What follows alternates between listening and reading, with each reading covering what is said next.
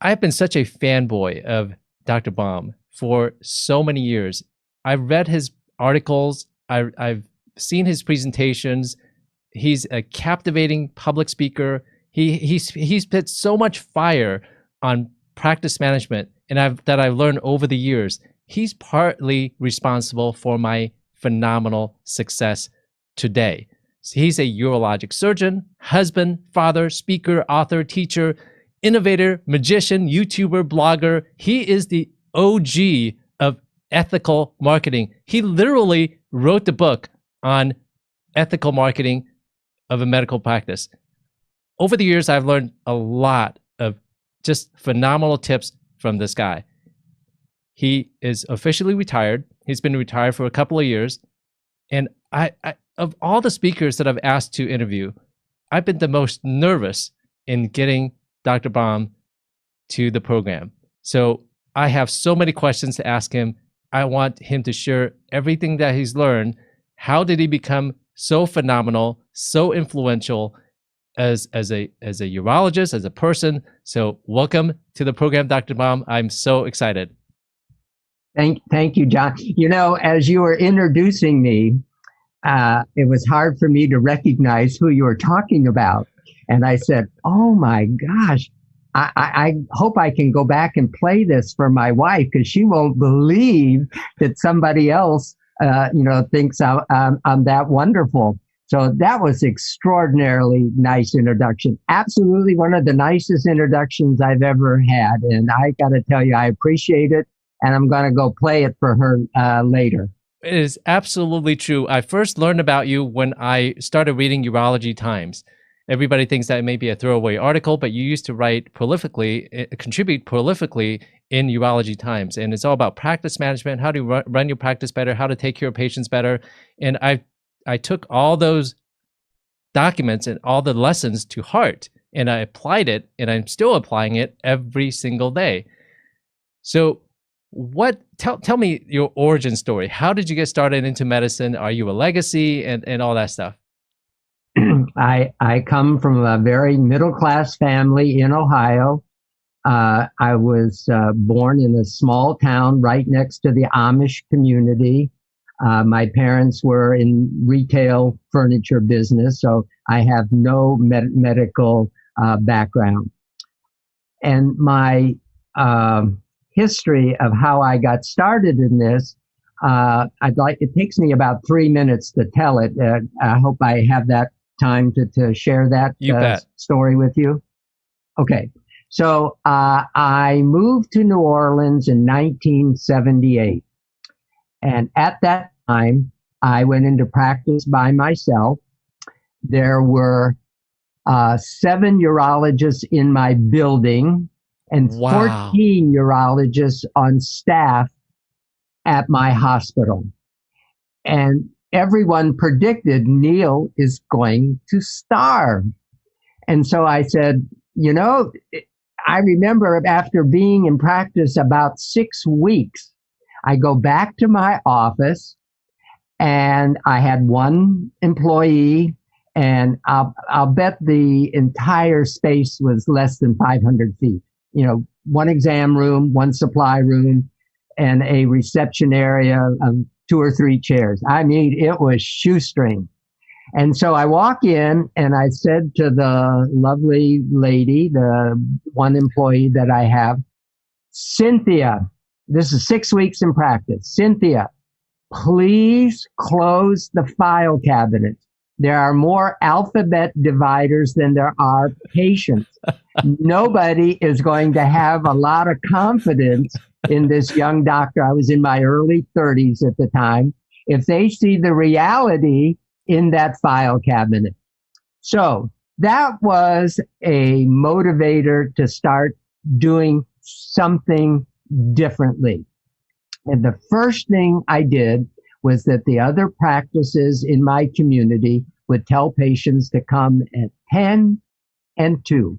They just said, come in at 10, sign in, first come, first serve, and sign in at 2. And I said, no, I'm going to see patients on time.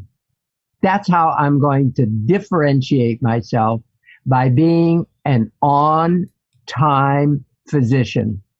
And I had this philosophy that if I didn't see you within 15 minutes of your designated appointment, I didn't charge you.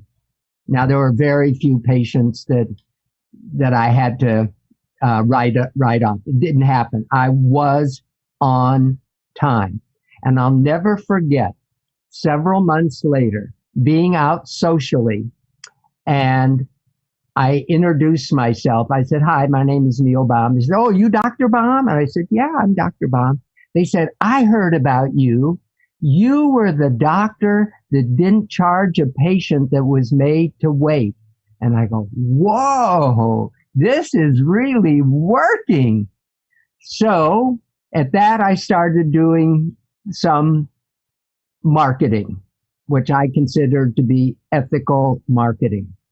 And I was interviewed by American Medical News, AMN, which is the publication arm of the AMA. And they came and interviewed me, and they said, "You are doing some really unique things here." It wasn't off the wall. You know, there's way before social media. There was no newsletters. It was something like calling patients at home, you know, after a procedure. It was the story I told you about seeing people on time. It was simple, common sense, with the idea that I wanted to treat them the way they were treating. I wanted to be treated the way I would like them to treat me, or I wanted them to have the same experience that I hope to have when I went to a physician. So American Medical News says, "You're doing some very unique things here. Would you like to write a monthly column for American Medical News?" This is in the early 1980s. I had to think about it. I said, "Let me think about that and go home and discuss that with my wife." Now, you have to know that that was a time that physicians kept things pretty close to the vest. They didn't share a lot. They kept things as a secret. And then I thought to myself, you know, I'm not doing anything wrong. I'm not doing anything outlandish. Why not share it? Why not give this away or share my ideas? And I started writing a column, one column per month. And at 3 years, I took those 36 columns, and each one of those became a chapter. And I wrote, let's see if I can get it into the screen. I wrote the book, there you see it. I wrote the book, Marketing Your Clinical Practice Ethically, Effectively, and Economically. Those were the 36 columns over 3 years that I wrote for American Medical News. I'm happy to tell you that this is in its 4th edition. It's sold over 225,000 copies. It's been translated into multiple languages. And about 1 out of every 3 American physicians has had access to that book.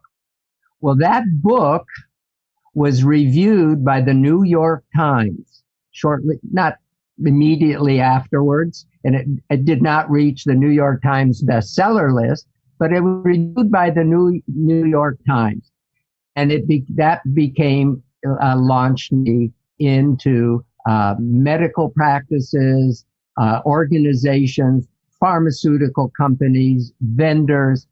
All of them wanted to know how I did it, how would I share it, you know, with others, and what could others do that were simple and weren't rankle the other people in the community. I always said, you know, that I wanted to have a reputation that if another physician, a patient, a pharmacist, a pharmaceutical company would come to town and talk to another urologist, and they say, "What's the deal with that Neil Baum? Is he the real deal? Is he legitimate?" And I always wanted to have the answer which was the answer that these other colleagues would share. Neil Baum is the real deal. He's very aggressive. He's a man of his word. He does what he says he's going to do, and he's a rock solid urologist. And I worked very hard in making that my reputation in my community. I wanted people who worked with me, saw me. In other words, if I would see somebody else's patient in a second opinion and I agreed with them, I would never take over the care of that patient. I would say, you have a very good urologist, and I suggest you return there. And I wrote them a note. I saw your patient as a second opinion, agreed with your decision, and they are going to follow up with you. Now, do you think that guy is going to speak negatively of me? No, he won't. Now, what if I disagree? Now we're venturing off into other topics. But what if I disagreed with him? Let's just say he had a plan of action that I didn't agree with. I would never, ever tell the patient. Never say that. I said, let me communicate with your doctor. At that point, I didn't write a letter. I got on the phone and I said, I saw your patient. You recommended plan A. Have you ever considered plan B? Because that would be the option that I would choose for your patient. But I didn't tell the patient about the options involved. I suggested that they get back and see you. And I'm telling you, I'm returning your patient, but I think that another plan of action would be the one that I would choose. Didn't say he was wrong. Didn't say I'm taking his patient.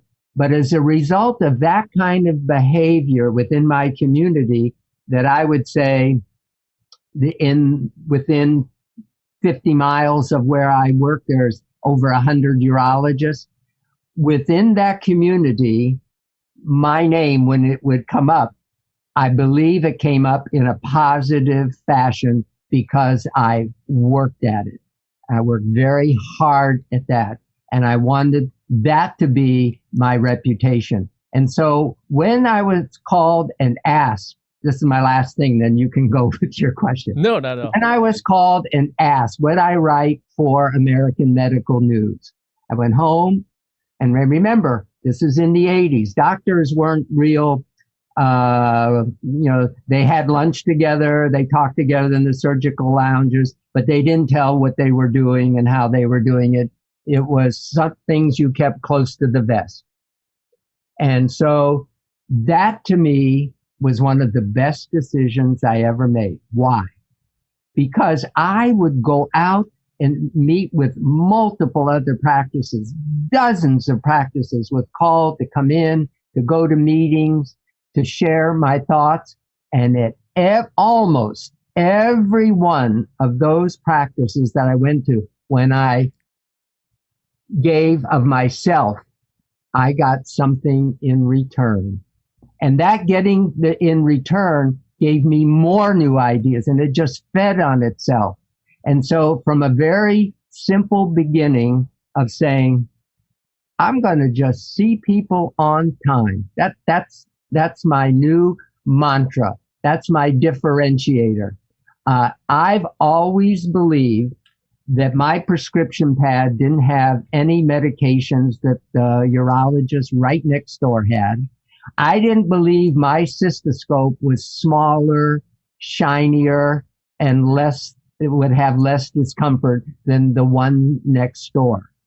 But I did genuinely believe that I could give outstanding care to the patients I had, and that word of mouth would go out and it would come back, just like when I introduced myself and I was labeled, you're the doctor that sees people on time.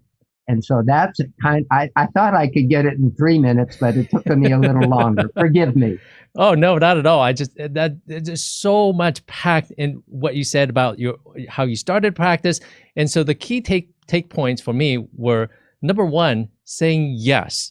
So sometimes when I invite people to interview, a lot of people are hesitant, but saying yes sometimes and getting out of your comfort zone leads to a whole host of opportunities. And look at what happened to you: speaking, writing, and being invited to different practices. And what you said is so true. Whenever you shared information, you also received. And I literally took your model. And when I started practice about 14 years ago, I literally went and visited other practices. I learned from them.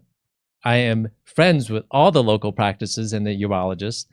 And you also mentioned or insinuated that your reputation is super important.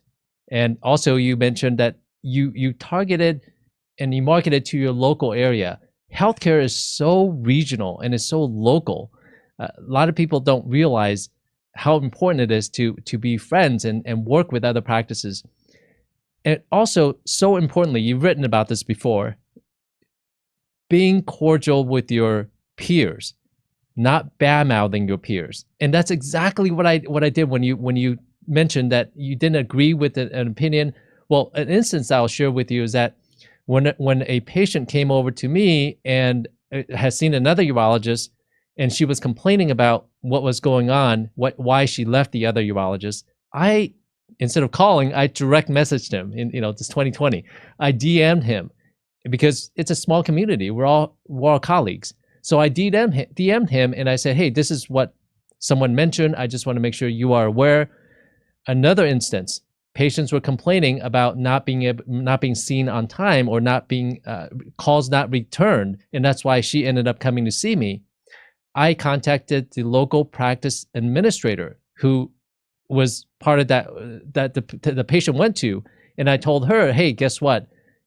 Your patients are complaining that they can't get through or there's a phone problem. So just like you, going directly to the physician, the urology practice, instead of saying, oh yeah, they suck.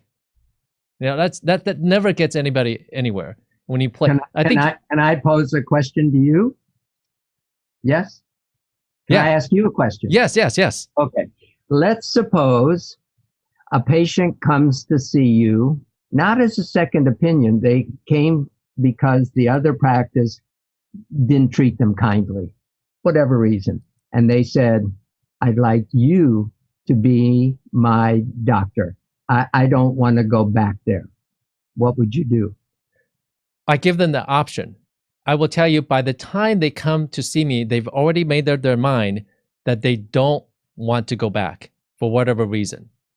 What I would do is that I would ask specifically to the patient, why exactly did you leave the other practice? I learn from every single patient who leaves another practice why they didn't like the practice. There's so many reasons. It could be timely care, exactly what you mentioned. It could be the staff. So it's not just the physician. The staff can make or break your practice.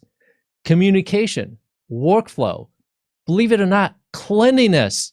Just 2 weeks ago, I had a new patient come over and he told me exactly the same thing, cleanliness. So I asked the patients, why did you leave the practice? So I can learn, because convincing that patient to go back to the other practice is not going to happen. Okay.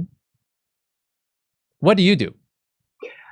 I would call the other doctor and I'd say, John Doe came to see me. He asked me to take over his care, and I suggested that you were very competent and very good, and he or she should give you another chance.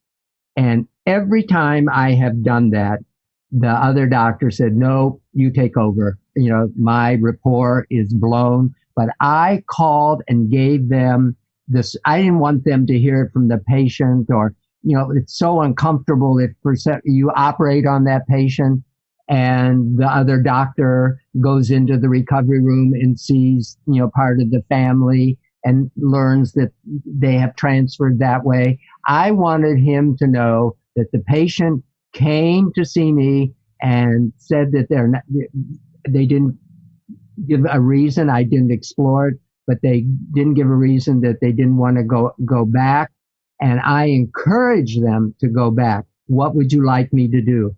And every time I have done it, 100%, they said, no, you take over the care. But I think they respected and appreciated my phone call. That's the point I wanted to make. Nice. That's a good point. Yeah. I don't always do that. Yeah, but that's not an easy phone call to make. That it is not easy, because he doesn't want to hear that. He doesn't want to hear that he lost the patient. Hopefully, if that were me, let's reverse it. Let's say one of my patients came to see you and they said, for whatever reason, Dr. Baum is not fulfilling my needs. I'd like you to take care of me. You call me and you state the situation. And I would say, okay, Dr. Lin, you take over the care. I would now get on the phone with the patient and I say, I got a call from Dr. Lin. I understand what your decision was. I respect your decision. Can you let me know what happened in my practice? Was it something that the office staff said? Was it cleanliness of the restroom? Whatever it was, I would want to know. And when I would let her know that I am listening and respected her decision, and she is leaving through the front door. And I'll give you an example why that is important. Throughout my career, there have been a handful of patients that have asked for their records and have gone to another physician. And almost always it's because of geography or healthcare plan. It's almost all, but it could have been something else. In every situation, they said, please transfer the records to this other doctor. I wrote to them, I said, to the patient, I am sending you your records as you have requested. I know the other doctor, and I can assure you, you are in good hands. If I or my staff can ever be of any additional assistance to you anytime in the future, please do not hesitate to give me a call. Why did I do it that way? I do it that way to let them know, because sometimes you'll send the records to another doctor, they can't find it, and the patient says, what's the deal? I asked to, send the records in. So I send it to them so they know it's been done. 2, I got on the phone and reassured them that their decision that they made was a good one. And 3, most important of all, I have left the window open for the opportunity that they can come back. And I got to tell you, more than 50% of the time they come back. They will travel long distances because they didn't get the care that I was able to give, and they came back. But I don't think that would have happened had I not written a letter stating, you got a good doctor, I understand your decision, and please, anytime I can help, call, come back, or you're welcome to give me a call or to come back. It works. Just that simple little letter. But the important part was, hey, I followed up on your request. You sent it. I did it because I learned from before that it got lost. And I was blamed. I wrote you and it didn't get there. So I'm responsible. And I could complain to the moon that I promise you I did it, and you don't get credit for it. But if you send it to them, they know you have followed them. Nice, okay. nice. That's, I mean, so many great tips. So many great tips. Every time I hear you speak, it's just like so much good information. So you created a practice when you first started. You differentiated yourself by knowing what was lacking in the community. Meaning, even now, 40 years later, patients are not being seen on time. So you branded yourself as the on-time urologist, which is key. Most practices now are not branding themselves. I totally get it, because urology practices, there's a shortage of urologists. So I can understand that practices become lazy. They say that, there are a ton of patients. I don't need to be doing anything extra. And so they lose out on the new patients. And believe it or not, I mean, there are 330 million Americans. There are only about 10,000 practicing urologists, which means we're each responsible for 33,000 Americans. There's just not enough of us. So a lot of practices become a little lazy, and they don't do what you do. They don't go not even above and beyond what should be done. Nowadays, you have electronic health records. Generating that letter is super simple to the patient. It's templated. So no reason not to do that. I'm going to have to incorporate that. Good. Awesome. So you started with writing articles, then you wrote the book on marketing, but you didn't end there. You transformed yourself. You kept up with the times. You literally this week or last week, there was a podcast / video on YouTube of you. And you've created a ton of videos on YouTube over the years while you're in practice about different urologic conditions. What led you to transition to that medium, YouTube videos? Okay. All right. About 8 or 10 years ago, I recognized the value of social media. And I learned the hard way when one of my patients, who I had treated for a prostate disease, went to Houston to have surgery for his erectile dysfunction. And he comes back, and I said, "Why did you go to Houston?" And he said, "Oh, a guy I got along with great, really well with, took good care of him, got along great." He said, "I didn't know you did that." And I go, "Whoa, that's not going to happen again." I wasn't properly marketing and promoting myself. And so from that in social media, I learned the importance of being on the first page of Google. And there's an art to getting onto the first page of Google. And we could go into that. Maybe we do that another time. I don't want to hog all the time for that particular finite area. That will be a big topic. That would be a big topic. We could explore that at another time. You bet. I'm also on the first page of Google. You want to check yourself periodically and pick various keywords that you want to get on the first page of Google. And there's lots of different ways to do it. Well, one of the ways that I learned was that if you had multiple points of information, blogs, podcasts, YouTube, that moved you up in the Google algorithm. So I started out with one video, and the video was vasectomy.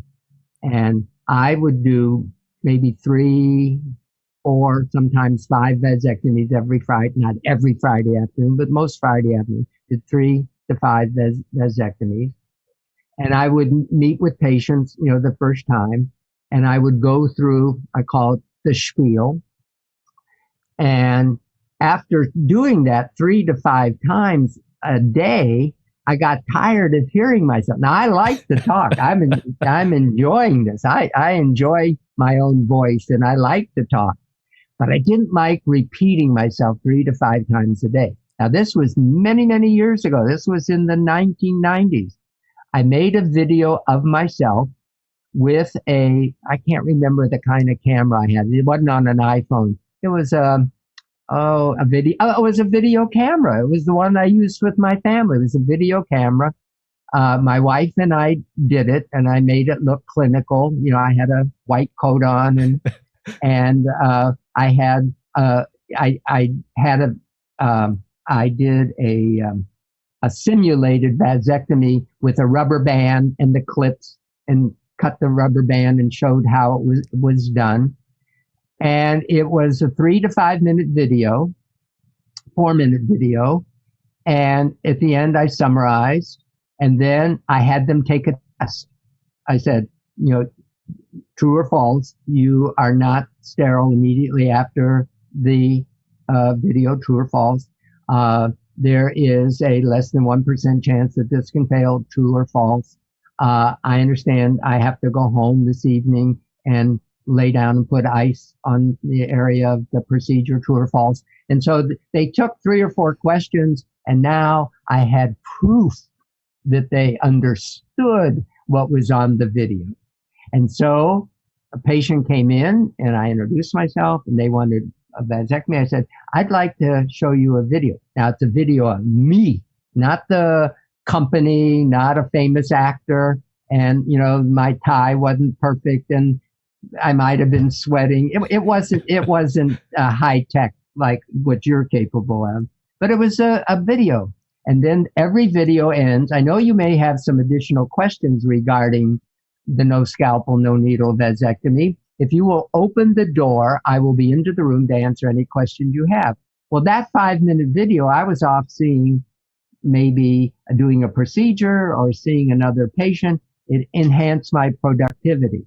But I put it on to YouTube, and the responses that I got from YouTube were phenomenal, phenomenal. I will hear one of the best stories I had was there was a Army soldier in Colorado that saw my YouTube on varicocele, and he traveled 1,200 miles from wherever he was. I can't remember what the fort was that he was in Colorado. 1,200 miles past dozens and dozens of urologists to see me because he learned about me on YouTube. So that was my initiation on how effective this was. And I created one video a month.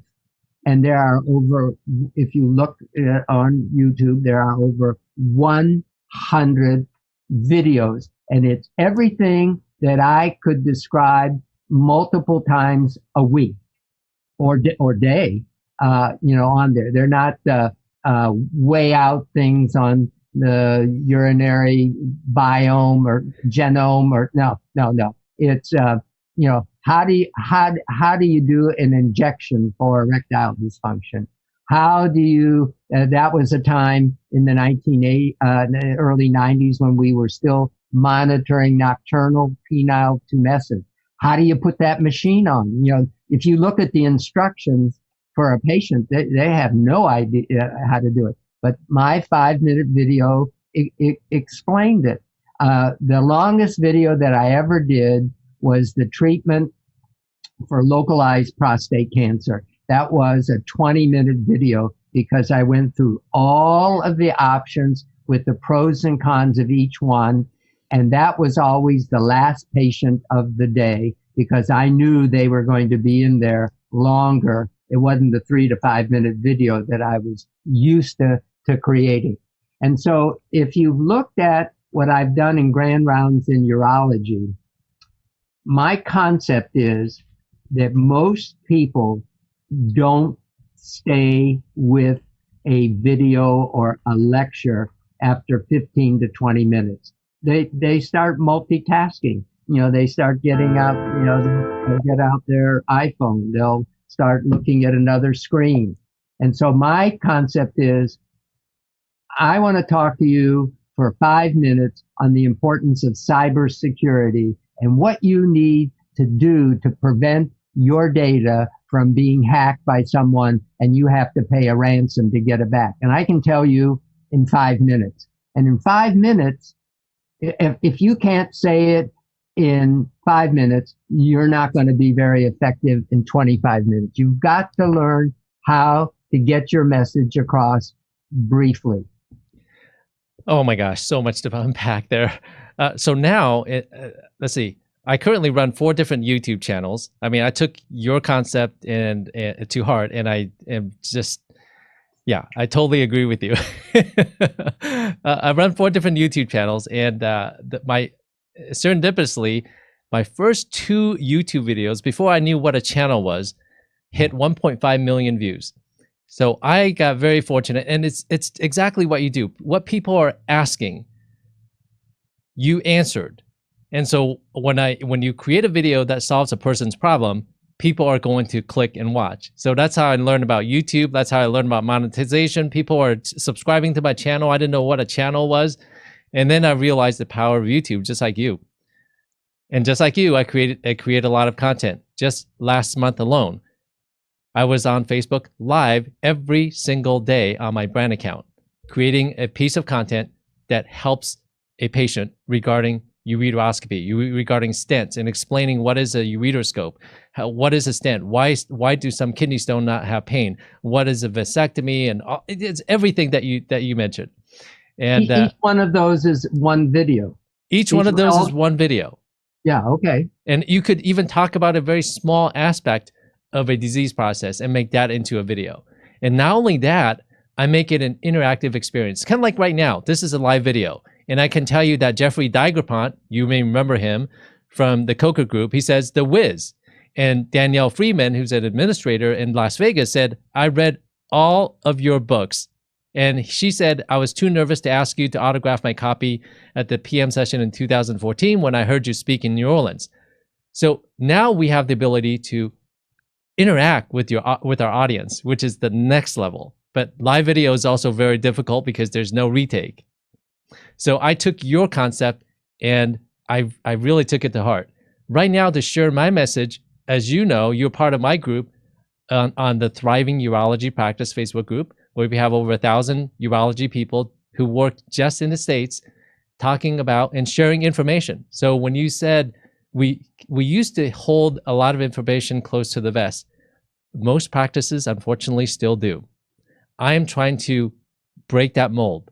And in the process, what I'm able to do is pay it forward, which I'm sure was your idea when you said, hey, you know what, I'm just going to commoditize all this information that was held closely to the vest. And that's what I do right now. I share all this practice management information, how to run your practices better, billing, coding, and I do it on the group, and also I share it on my Facebook page and also the YouTube channels. Good. I mean, I think that's wonderful, and I agree with you.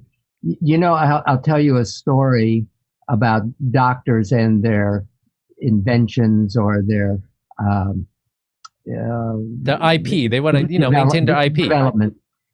I think it was the 18th century in France, there was a doctor's son who developed forceps for delivering babies. Before breech delivery, I can't remember all the complications that would occur that a baby would be. They lost a lot of babies, and then forceps were developed by these father and a son, and they wouldn't share it. They would go do a delivery and they would cover up their instruments. They would cover the instruments. They wouldn't allow anyone in the room to look at their instruments, and they kept it to themselves.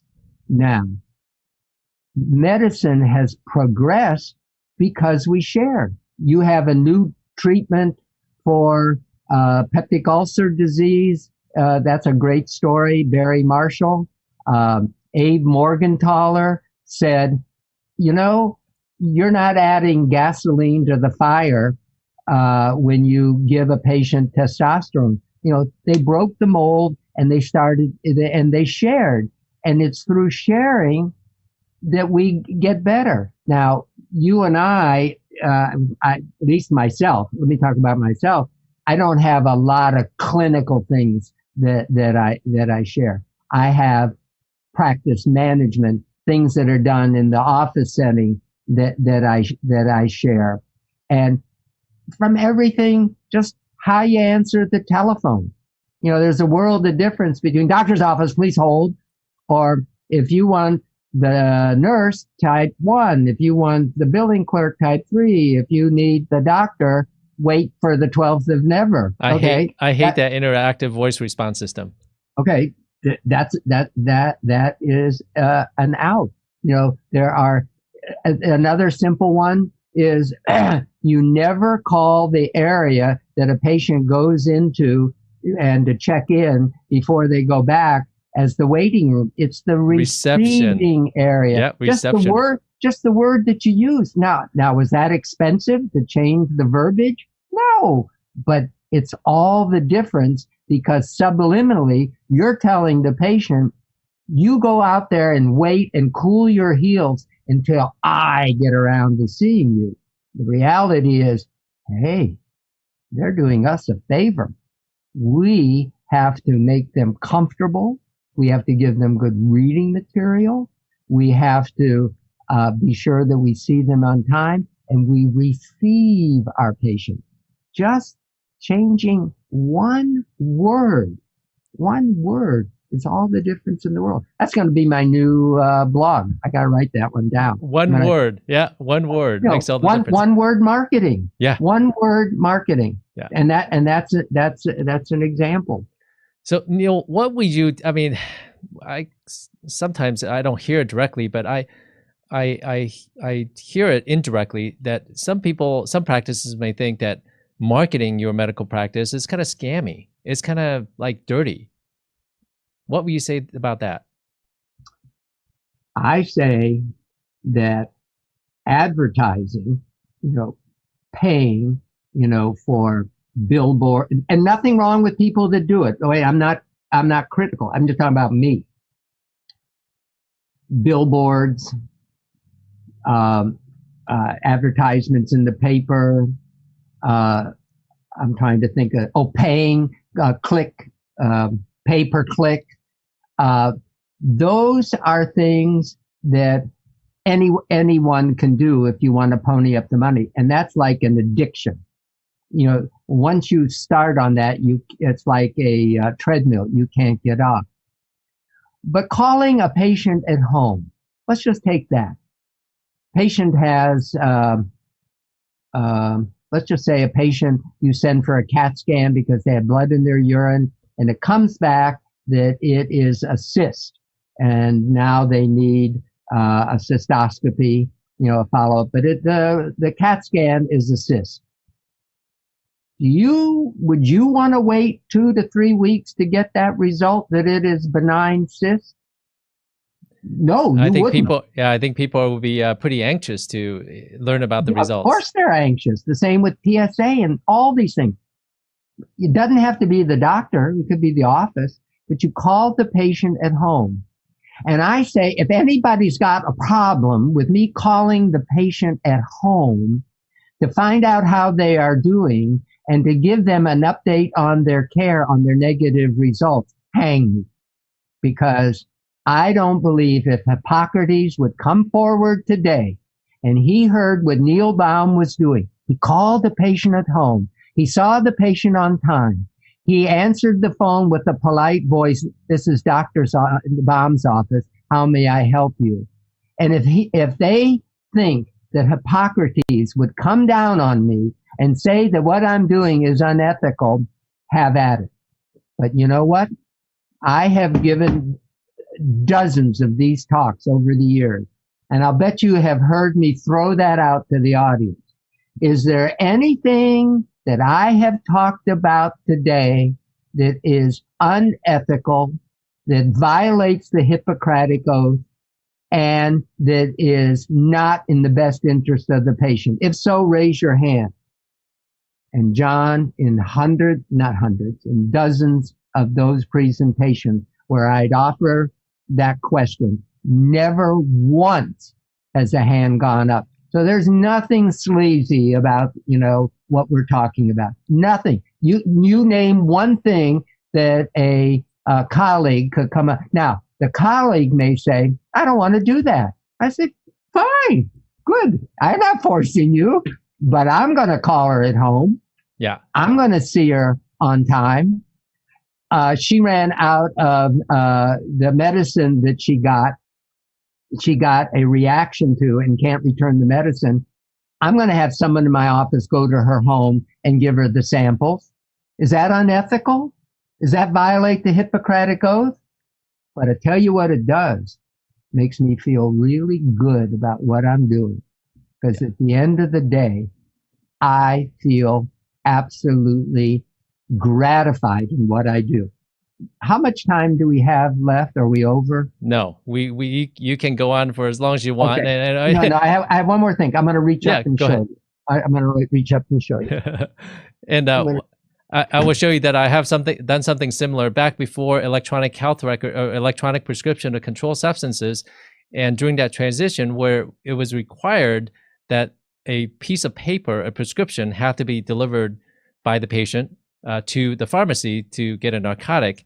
It was a weekend, and patient needed pain medication. I remember physically delivering the prescription to the pharmacy where she needed the narcotic medication. So going above and beyond for a patient is not unethical or sleazy, but some physicians and health practice people frown upon self-promotion, and I think that's the main thing that I kind of wanted you to mention and discuss. I mean, I think that what you did, that patient told that story dozens of times to people. Can you believe it was a weekend? I needed the medicine, and he took himself the prescription to the pharmacy. She told, she told it dozens of times, to people. Now, I'll bet there are probably a handful of doctors that would have done the same thing. Most would say, go to the urgent care center. You'll have to wait till Monday. But some doctors, a handful, are going to do what you did. And as a result of that, they create, such a following, and the doctor builds his reputation as a result of it. The doctor who rankles at it doesn't want to do it. Saturday, I'm with my family. I choose not to do that. And that's up to him. But, the one that exceeds patient's expectation. There is one of my heroes in the 1970s was Ross Perot. And he talked about the niche. And he says, there's riches in the niches. And he said, there's just two laws that you need to understand. You find out what the person, customer, client doesn't want and avoid it. Rule number two, the reverse. You find out what the customer, patient, client wants, and you give more of it. And more patients want empathy, caring, and compassion. And that's why I did write an article called Computers. You remember in Charleston, they had that saying, Jews will not replace us, that ultra-right group. I can't think of the name. Jews will not replace. So I wrote an article on computers will not replace us. A computer can't show empathy. An algorithm can't smile at you. A computer can't show kindness. They can do things faster. They can give you a differential diet. They can do all those things, but they can't do the magic of the touch, of the smile. And now the challenge is to do it virtually. How do you do that virtually? Looking at my face and looking at your face, yours is so much more crystal, clear, the optics of yours, because you have escalated your telemedicine equipment that it's subtle. It's very subtle, but patients are going to like that. They're going to appreciate the fact that they don't see all the equipment. You gave me a tour of your office, of your studio. We'll call it. Yeah, you gave me a tour, and it's phenomenal. Patient doesn't see it, but they see the clarity in your face, and it comes through. And computers can't do that. I mean, this technology can, but computers will not replace us. I have one story, and I want to show you this. Over the years, I have received, well, you'll see how many I have received. I have received compliments from patients, and usually they're written out, and I have taken them with the patient's permission, and put them into scrapbooks. I see it. Okay, all right, scrapbooks, and I have put the letters in to the into this scrapbook, and I have their permission, and they are just thank you notes from patients. So I'm just going to read two. Thank you so much for your support in the AUA, Bill G. I supported him for his presidency. He wrote me a thank you note. Here's another. Thank you for your wonderful contribution to our annual Paul Peters seminar. It's from Klaus Roburn, and dozens and dozens of articles. And I put this book in the reception area, and it's called Dr. Baum's Warm Fuzzy Book. And it's the most looked at book in my reception area. Patients are saying to me, Dr. Baum, hey, that book was terrific.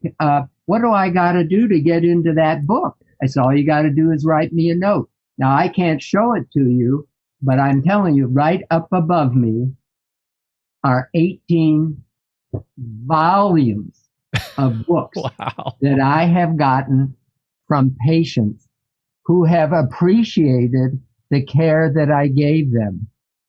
And that says so much more about me than any kind of promotion I could do. They come in, they look at this book, they see, my goodness, look at what other people, those testimonials that are in the book, and other people want to get in the book. They say, how do I get in the book? And I have to tell you, like we talked about legacy, or you used the word earlier, I've retired. My legacy is in those 18 books. That's what I look at. That, and I'll tell you what else. When I retired, my daughter wrote to all my friends. Surprised she didn't write to you because you're not in the book, but she wrote to all my friends throughout the nation and asked if they would write a letter, to me for my retirement book. And that's the most common book that I look at. That I don't share with patients that I retired. But it is just so wonderful to see how appreciated, that I am, because I did like you did. I played it forward. And as I said to you, in the early beginning of this program, that it was the best decision I made to say, okay, I'll share what I am doing, because I was an outlier at the time. I was, not in the community, but it just wouldn't have been appropriate to share what I was doing. I wasn't advertising. I have never, ever paid for an ad in the paper. I have never, ever paid per click. But I've gone out and given dozens of talks to nursing homes and the Knights of Columbus and to the service clubs. I have written hundreds of articles in the local health and fitness, magazine. Yeah, I've done all those things. And there are a lot of people that say, Neil's aggressive. He is. That's okay. I can handle that. But they'll never say, I have never heard, and I'll bet you haven't either, that Neil's unethical. You won't hear it. Okay. Last story and then we'll quit. It's December 2018, and Tulane is going to take over my practice as I retire. And I'm with my nurse, who had just gone to take sensitivity training, which was mandated by Tulane, regarding appropriate behavior in their facilities, because now this was to be a facility of Tulane. So I go in and see a patient who I had known, shake her hand, say, check on her, how's she doing? I said, by the way, have you lost weight? She says, yeah, I have. I says, you look fantastic. You got to keep that up. I don't know what you're doing, or share with me what you're doing, but you just look terrific. And you've got to, whatever you're doing, you got to keep it up. So I take care of her, whatever needed to be done.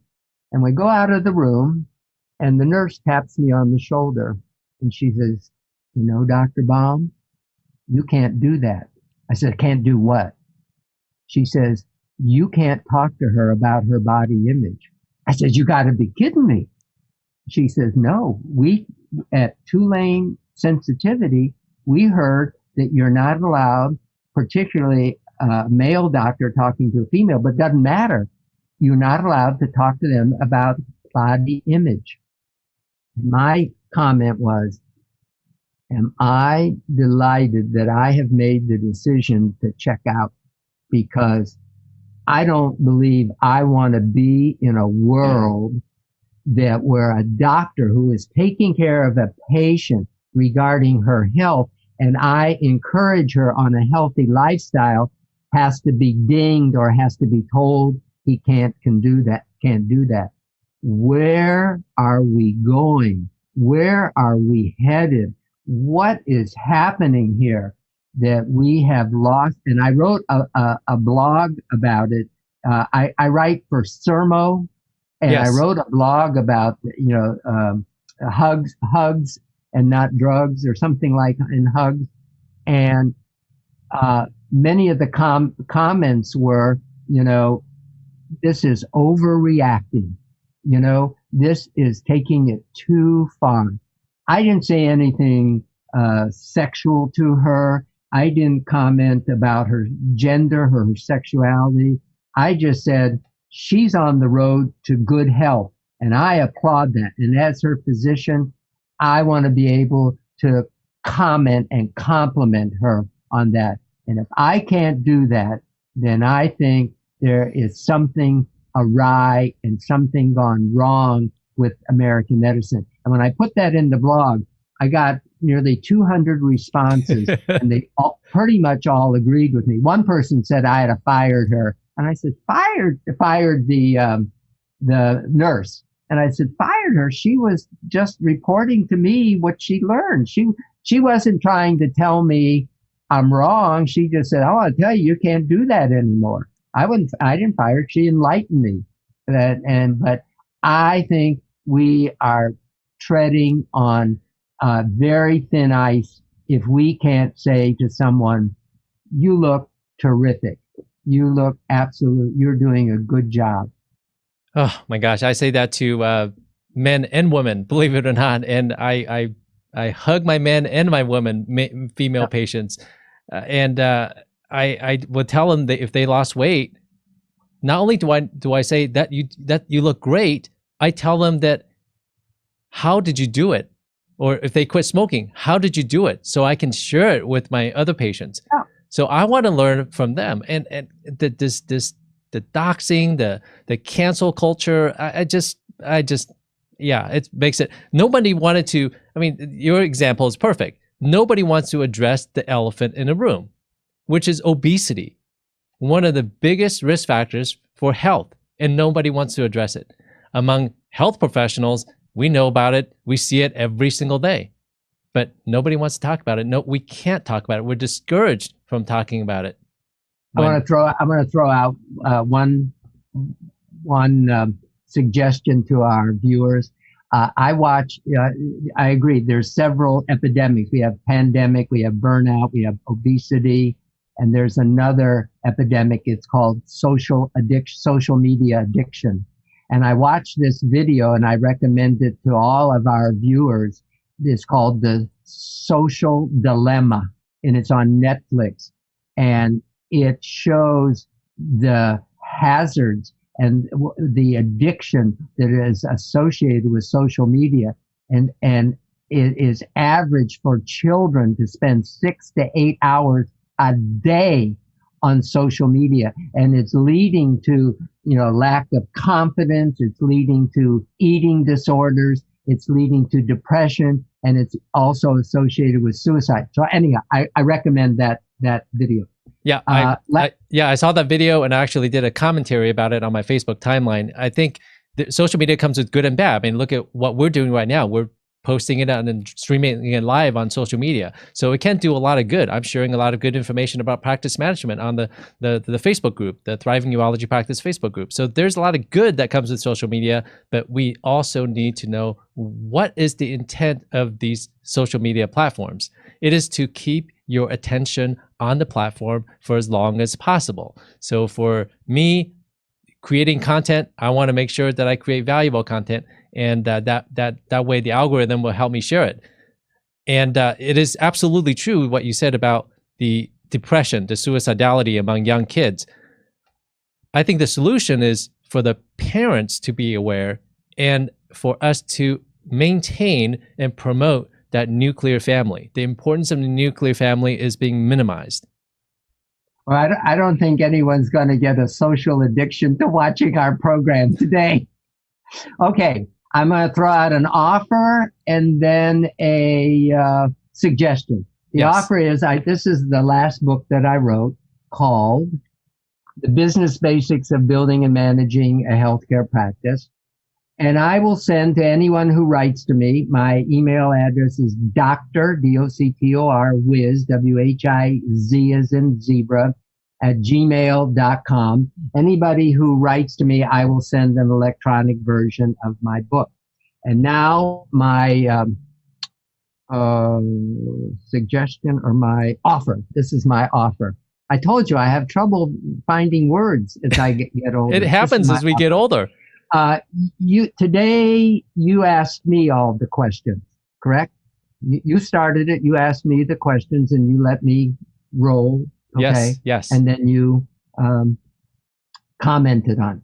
I'd like to suggest another Zoom meeting where I interview you, and let's have role reversal, and I'll interview you.